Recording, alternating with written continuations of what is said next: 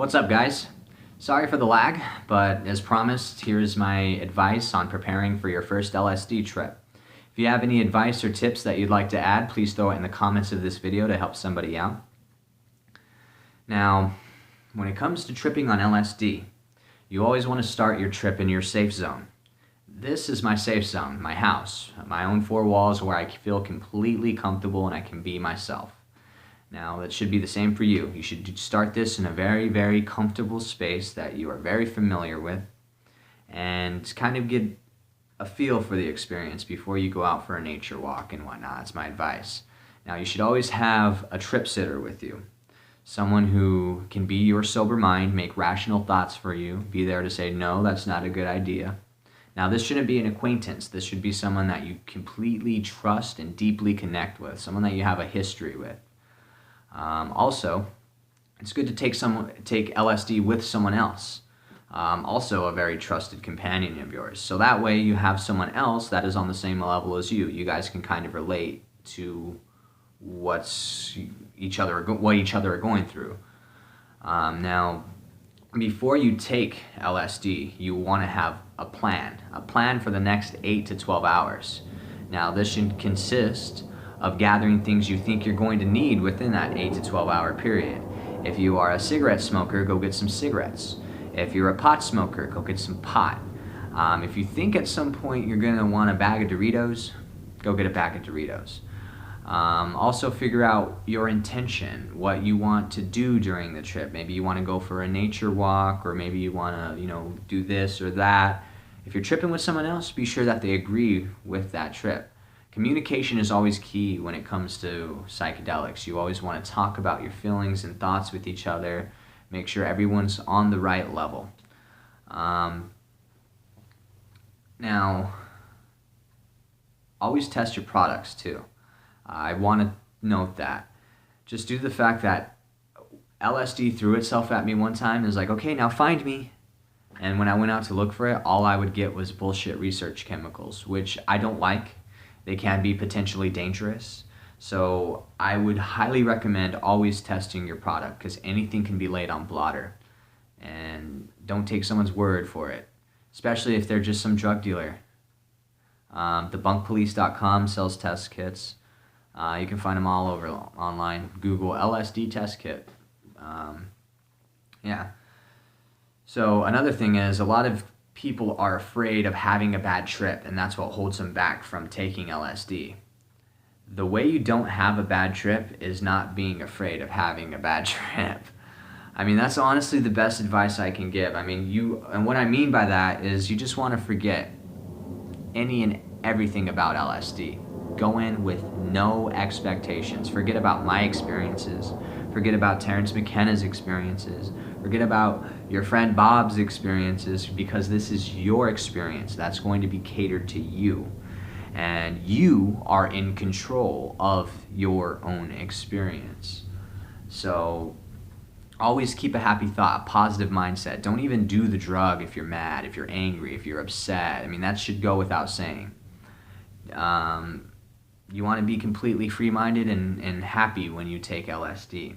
Now, what happens when you take LSD, I'll try to explain it.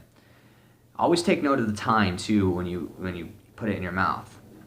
Say I drop it at 12 o'clock midnight. This is like clockwork. It happens every time.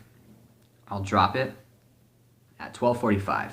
45 minutes later, I'll begin to feel the effects. And what I mean by begin to feel the effects, it feels as if there's a wheel in your head that's slowly starting to turn. And you just get this, I feel weird vibe, like something's not right. There's a disturbance in the force. And now as each 5 minutes pass, your consciousness is going to be pulled deeper and deeper into the experience. About, say, 12:50, 12:55, remember I took it at 12,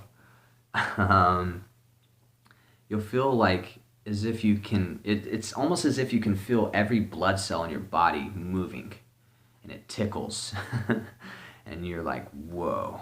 And then at 1 o'clock, 1 hour later is when it really starts to take effect. And this is where you really want to keep that mind, that strong positive mindset. You want to really think happy thoughts, and you'll fly to Neverland.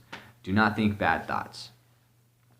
But at 1 hour and 15 minutes, that's when you are on cloud 9 and everything is breathing and warping, and you're just open to all this energy and all these vibrations, everything around you, and you're hit with this complete sense of just euphoric ecstasy. I can't even explain the psychedelic experience itself. It's fucking beautiful.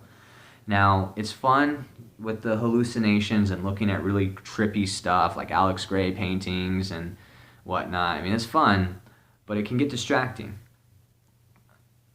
Always look within. I mean, take a point in the trip to sit back, relax, close your eyes, and meditate with it. Look at yourself from within, and that's where you begin to unlock the really profound, beautiful, life-changing experience that is the psychedelic experience. I mean, you tend to kind of miss it if you're just sitting on Tumblr like, whoa, dude, this fucking GIF is breathing, bro. It's like fucking movie. Is that a video? It's a picture. Like, and it's fun. Don't get me wrong. I'm guilty of it. I have, fucked around. If you're on Instagram, look up this dude named Slurry. Dude, fucking, I can't even know how to spell it. It's like Slurrrey. That dude's fucking dope. Anyways, here I am telling you not to fucking do it, and I tell you to, whatever. But, yeah, I mean, you don't want to spend, what I'm trying to say is you don't want to spend your entire trip just sitting there looking at shit. You really want to experience things, like go out, sit under the stars for a sec, lay amongst the grass, close your eyes and just feel. And I guarantee you it'll be beautiful. But to recap again, do it in a very comfortable, safe place. Always have a trip sitter. You always want to test your product. Do it with a complete free mind. And everything will be all right. I guarantee you'll be all right. Now, a good starter dose, I want to say, is about 100 to 125 micrograms. So yeah. Have fun with it. Just love it. Love it because it loves you. Truly, it does. LSD is what changed my entire fucking life. I was not ready for what happened. And I don't regret it. And I want the same for you guys. I want you guys to enter this and have the bullshit filters that are laid before us completely destroyed. It's beautiful. My life is wonderful now, and it's all thanks to you, Albert Hoffman. So yeah, hope you guys enjoy. I hope that does help. If you have any tips or advice you want to add again, please throw it in the comments of this video. So, February 27th, I'm drinking ayahuasca again, and I cannot wait. It's going to be great because February 28th is my birthday, my 24th birthday, which means I'll drink the ayahuasca at 10 p.m. and by 12 o'clock midnight, February 28th, I will be in ayahuasca world as I enter my 24th year of living on this fucking planet. And I'm very excited, very excited. I also have another live DMT experience coming out very shortly. Switching up the environment this time. No more lights and music. We do silent darkness this time around. I also have a video with the ayahuasca facilitator, Jared Keene. He talks all about ayahuasca and how you can attend ceremony, how you can even help bring ceremony to you. So that will definitely be up here very shortly. So yeah, again, thank you guys for watching. I hope this helps you guys out. Peace, love, and smoke DMT.